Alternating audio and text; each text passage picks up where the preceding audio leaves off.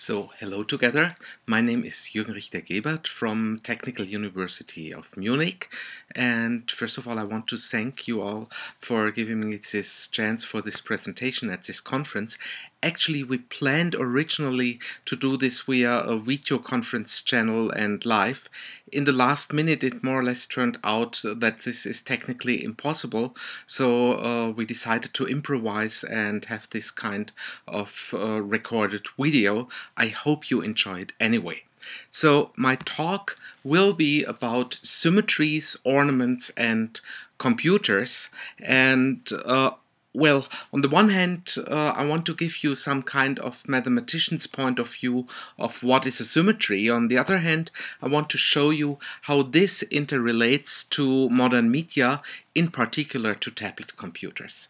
So let's start with symmetries and with a definition of symmetry. And well, there is a definition that is quite famous and has been first phrased in a similar way by Hermann Weyl and then be later restated by Richard Feynman. And he says a thing is symmetrical if there is something that you can do to it, so that after you have finished doing it, it looks the same as it did before. What's so great about this definition is that it really connects symmetry to action. So whenever you have a symmetry, there is something that you can do to an object such that after that it looks just the same as it looks before. So for instance, if you take these snowflakes up there in the picture and you rotate it by 60 degrees, you get a picture which essentially looks the same as before. If you look at the butterfly, you make such a kind of flip, and after the flip, the butterfly just looks the same as it looked before. And these, well, bringing together symmetries and actions gives you some structure that a mathematician calls a group.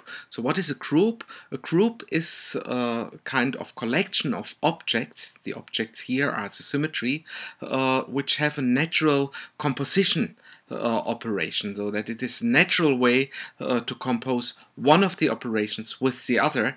And well, if you take this definition of symmetry, if you have two symmetries of an operation, making the composition, making one of them after the other, is again a symmetry operation. And throughout that talk, I want to keep this compositional and operational eye on the term of symmetry.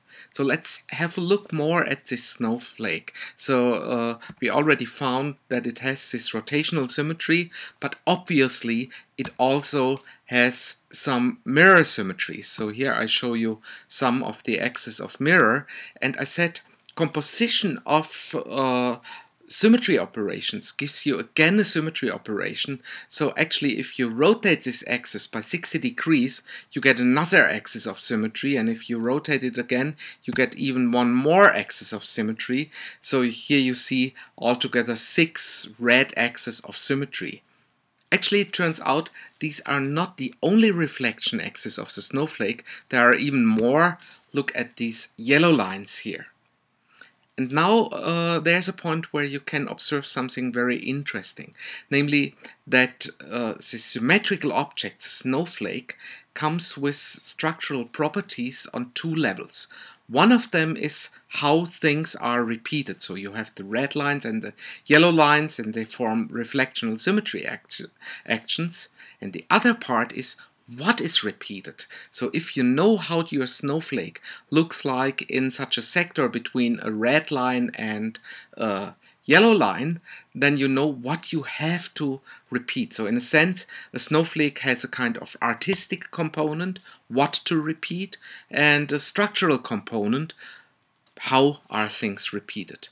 Let's state it once more in a slightly different context. So perhaps you have experienced these things in kindergarten when you produced, say, symmetric pictures by throwing some watercolor on a sheet of paper, folding it and unfolding it, and that you get something symmetrical, or if you have folded some pieces of paper with some certain symmetric pattern, and then take a pair of scissors and cut it holes into that, and you unfolded it, and you get some nice, well, these kind of cutout doolies that you see in the bottom row here. And well, if you look at these things, in these examples you have some kind of automaton, some mechanism that helps you to repeat your symmetry. So in the case of these cutout doolies, it was, well, you folded it before, and while you cut out, you symmetrically cut out at many pieces at once. So essentially your artistic content is what you do with your pair of scissors, and the structural component is how these things is folded, and the symmetry pattern is more or less repeated just automatically by this folding operation.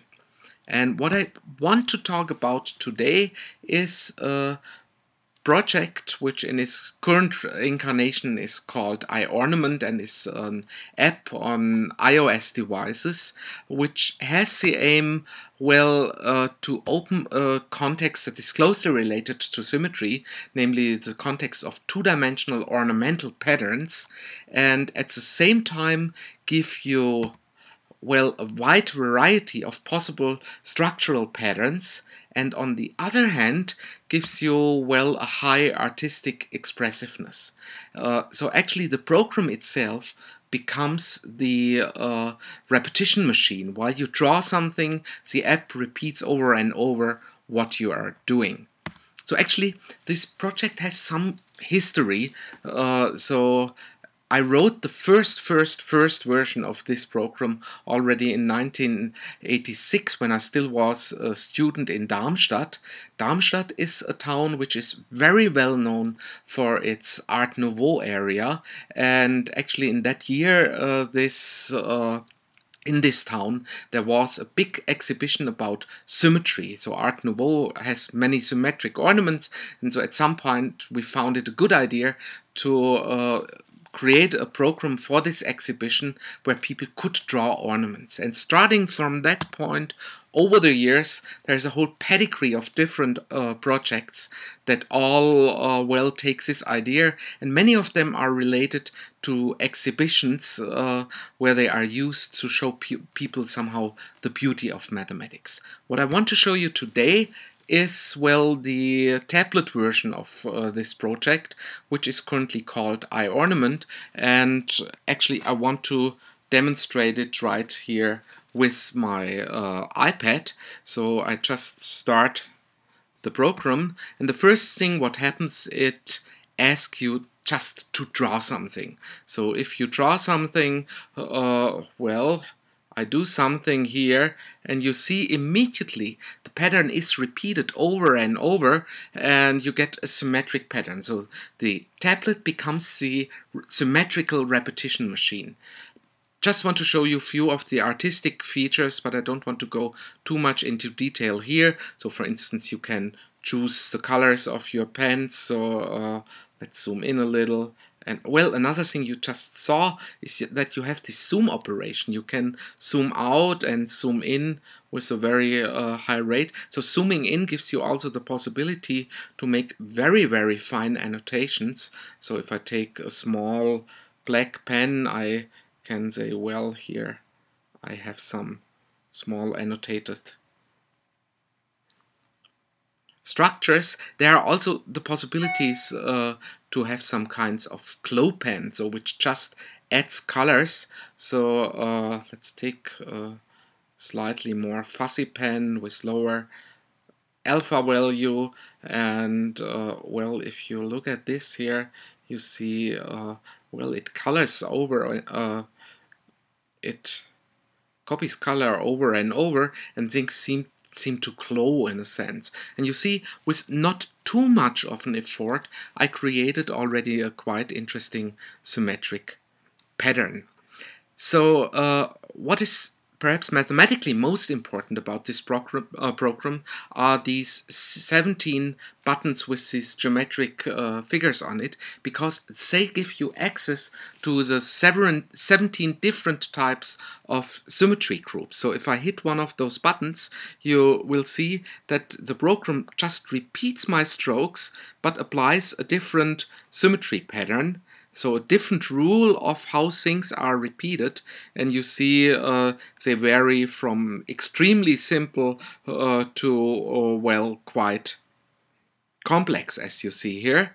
And I want to give you some impression of what you can do with these 17 different groups. So first of all, let me give you a definition what I really mean by symmetry group. So in mathematical terms, a planar symmetric ornamental pattern is characterized by the following property. So if you have something drawn in your picture here, and you have a translational symmetry in two different directions. So here's one direction and here is another direction, and this forces that this thing spreads out over the entire plane. And if these two directions exist, then you call it an ornament pattern or a crystallographic pattern or a wallpaper group. And well, in the sense of while, what would be the action that you can have to deal with here? Well, the action is take your ornaments, just translate it along one of these translational symmetry axes, and if after some shift it just looks the same as it looked before, then you had some symmetry. To that you can add other symmetries, like say for instance mirror reflection. So if you look closely here, you find, well, let's mark it in some orange color, you have some kind of symmetry axis in this position here, and you see the translational shift produces not only one symmetry axis, it produces infinitely many such symmetry axes, such mirror symmetries, and actually it also produces another symmetry axis here just in the middle of the two orange ones. This is very similar to what we could observe in our snowflake picture. And so you see, if you have some symmetries, in addition to your translational symmetries, one symmetry may force the existence of another. Just want to show you that in a different example. So take a pattern that has a threefold rotational symmetry. So what you see here is kind of a threefold rotational symmetry, and this threefold rotational symmetry forces that at other positions there exist two more threefold rotational symmetries, namely here and here. And so you see these types of ornamental patterns are highly interrelated. And actually this effect that one symmetry forces the existence of another symmetry ultimately leads to the point that not all combinations are possible, and actually it ends with a kind of finite classification of all possible planar symmetry groups. And if you do the count right, there are exactly 17 such different groups. I want to show you a few more features of the app. So one important thing is it comes along with a kind of mathematics tutorial. So in this tutorial you get explanations about elementary things of symmetry theory. So for instance, you learn what I just told you, that you have an ornamental pattern if you have translational symmetries in at least two possible directions. So you learn about basic types of symmetries like rotations or reflections or translations or so-called glide reflections. And so you can explore somehow the basics of symmetry and how they relate to ornaments. So for instance, here it shows you an ornament and allows you to detect symmetries in that ornament. So if you suspect here might be some kind of reflectional symmetry, you just stroke along this axis and it shows you the symmetry. If you suspect here's a rotational symmetry, then it shows you, well, if you tap it, here is a rotational symmetry, and so on and so on. Just want to show you 2 or 3 more effects related to ornamental pattern.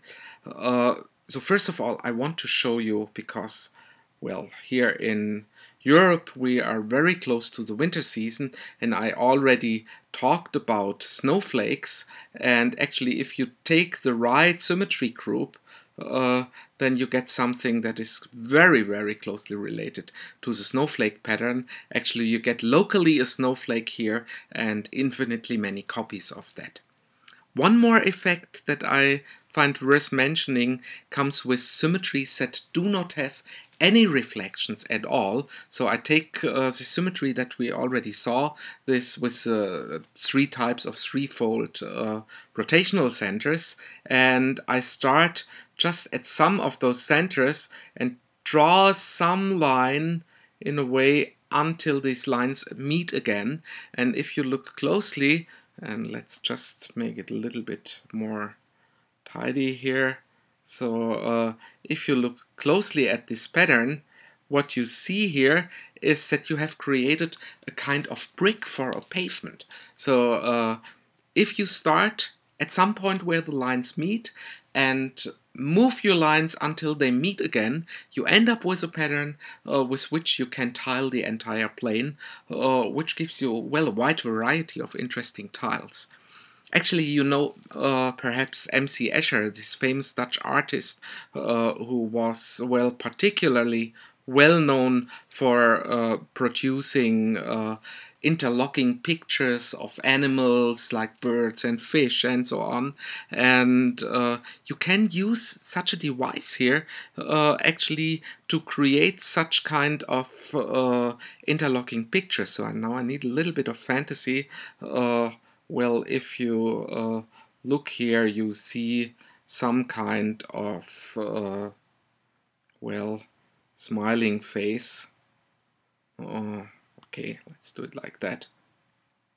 And you here see many faces interlocking with each other, and if this is not very optically clear, you can also add here in the program some kind of color symmetries, and now you have blue faces, red faces, and green faces. Let's make it a little bit nicer by adding some kind of background with some blurriness and perhaps a little darker.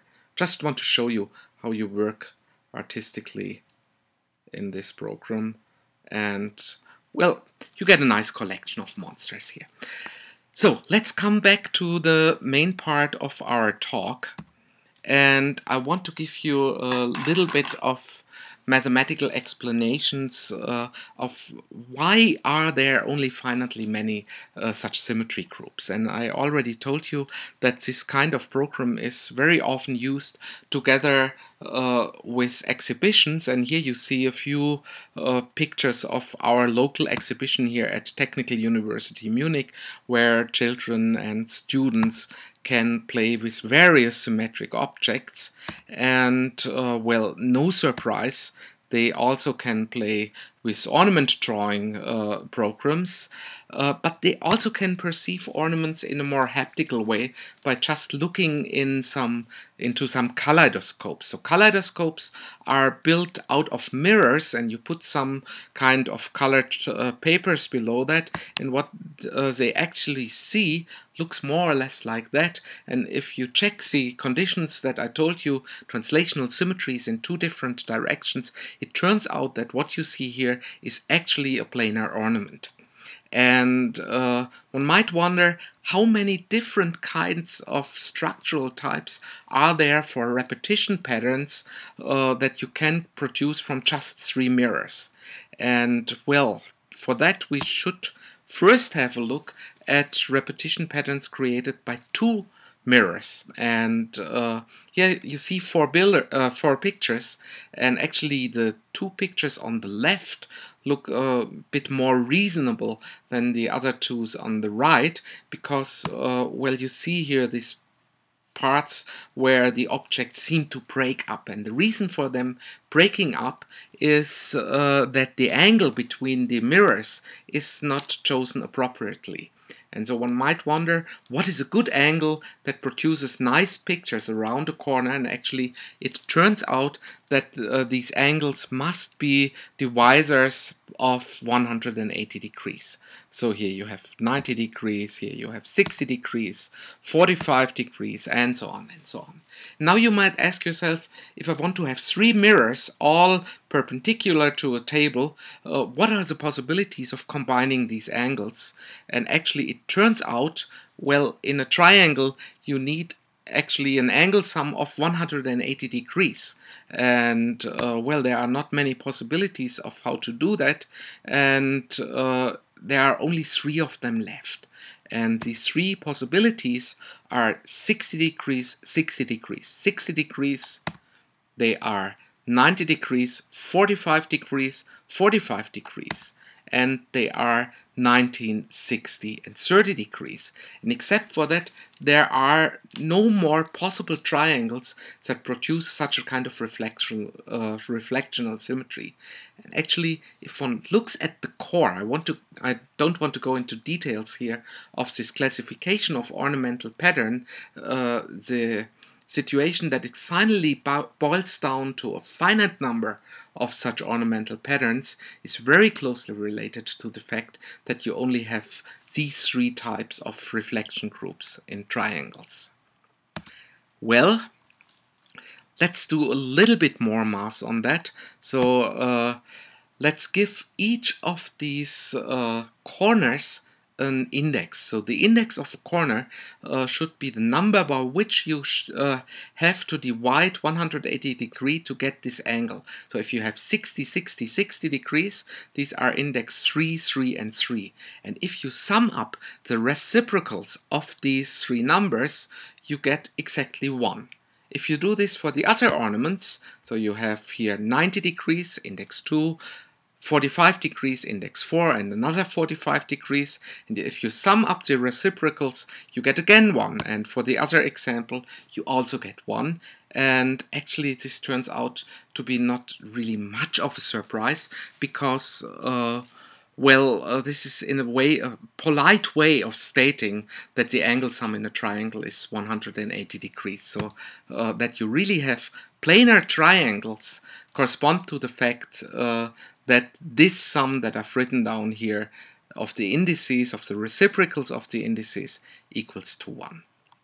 Actually, there are also other ways of gluing mirrors together such that you get correct angles at each corner if you allow these mirrors to meet in some point in space. So here, for instance, you see three mirrors touched like the corners of a cube, and you get perfectly right angles. These are good angles in our definition, and you see that the angle sum, if you sum up the reciprocals of the indices, you get a number which is greater than 1, and actually this has to do with some space of positive curvature, mathematically speaking, and actually this comes from a kind of spherical triangle.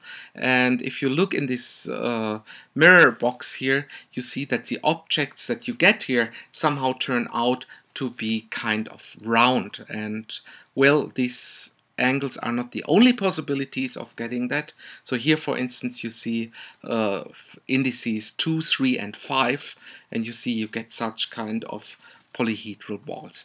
Actually, iOrnament also has the possibility to create these kind of images, and if you look at that here, this has been drawn with iOrnament, so somehow they are very closely related to this Japanese tradition of tamari balls. And well, the tamari people in the meantime use iOrnaments to create some templates for their ball creations, and I want to at least show you what's going on here.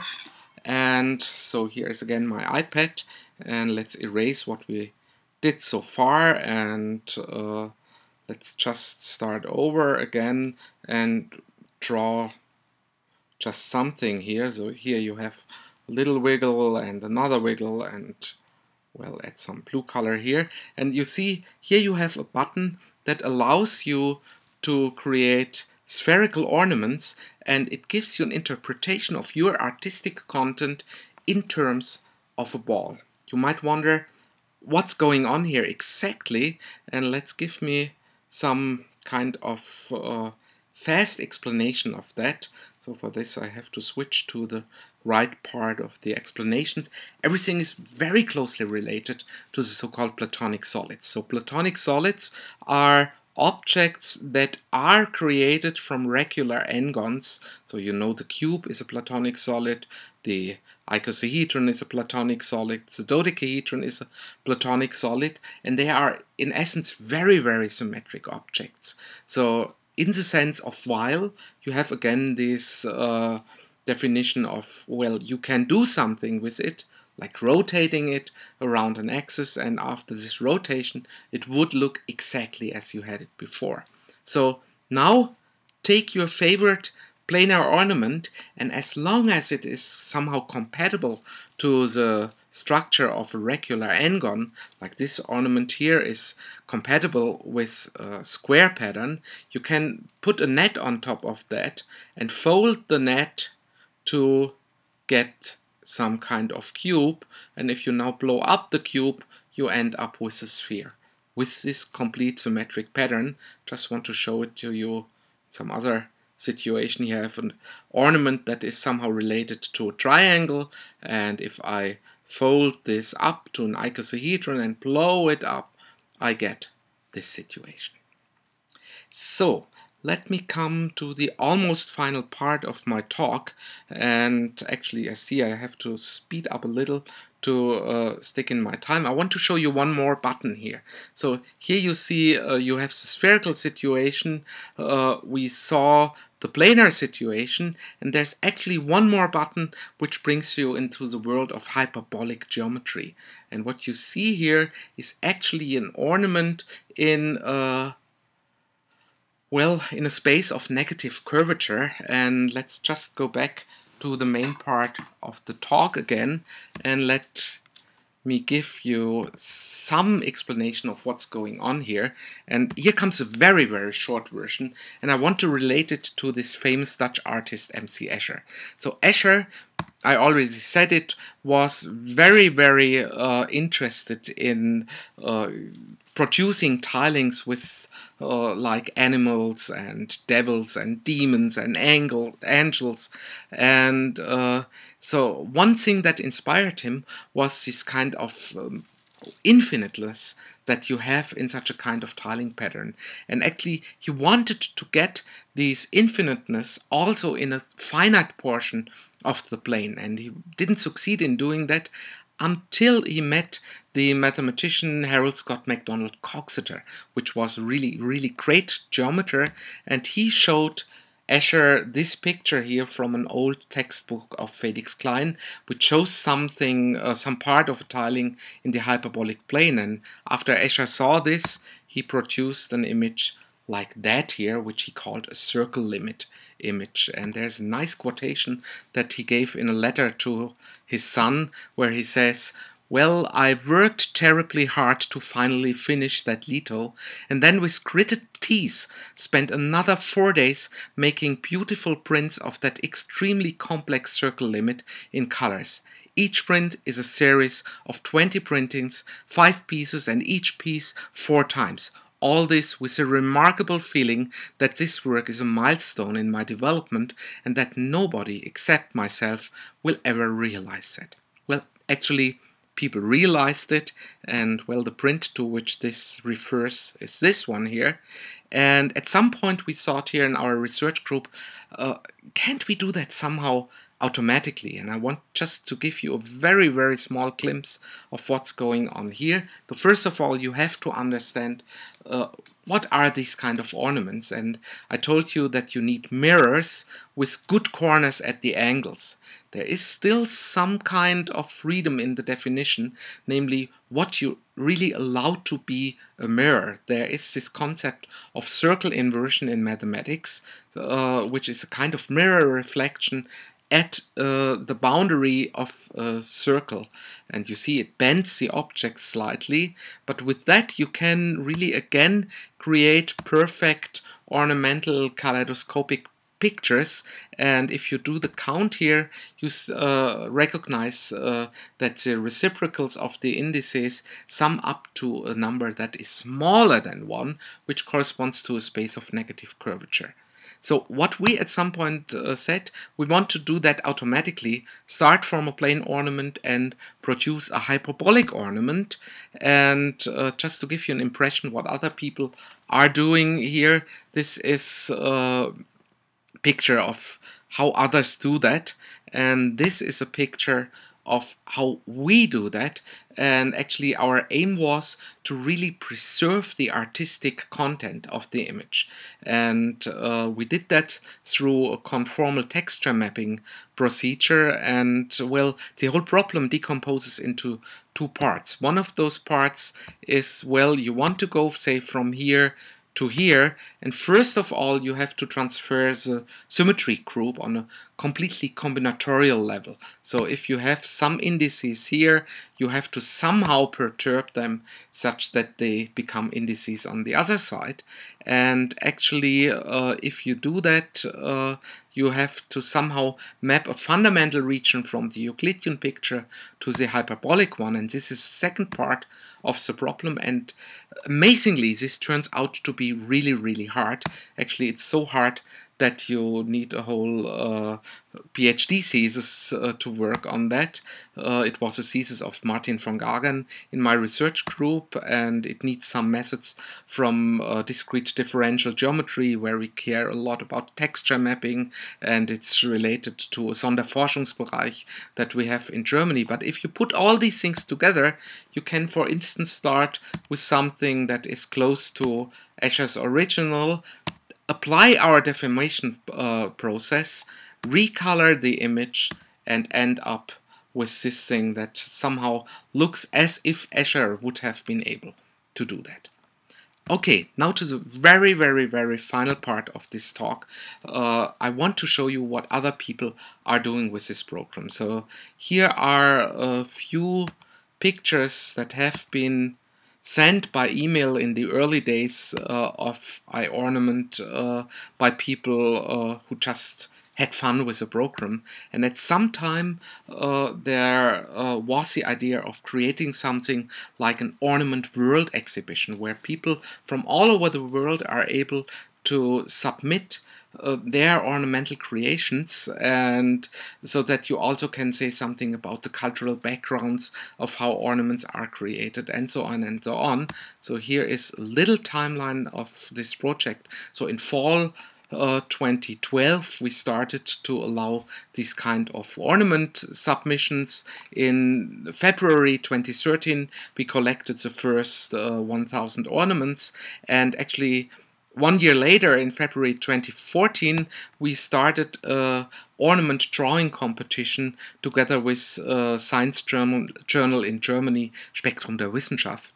And I want to show you just a few of the winner ornaments to see how people can get creative with this kind of program. Actually, we had a real-world exhibition of these things here at our campus, but I just want to show you the pictures, so just that you get an impression of what is possible if you have the corresponding artistic feeling and are able to well, deal artistically with such a kind of program. And you see that people are actually really getting creative with that. And well, here you also see some rosette ornaments. I haven't talked about them. You also see hyperbolic ornaments related here in that case to some knot patterns, some tattoo-like things, and so on and so on. And well, I could go on here with my talk and give you even more impressions and give you even more theory. I could, for instance, talk about how to create knotted pictures like in the classical Islamic style ornaments, or how to add 3D effects and make things somehow even more impressive. But I think I really used up my time, and at that point I simply want to thank you for all your attention, and I wish you a very nice ending of this conference. Thank you.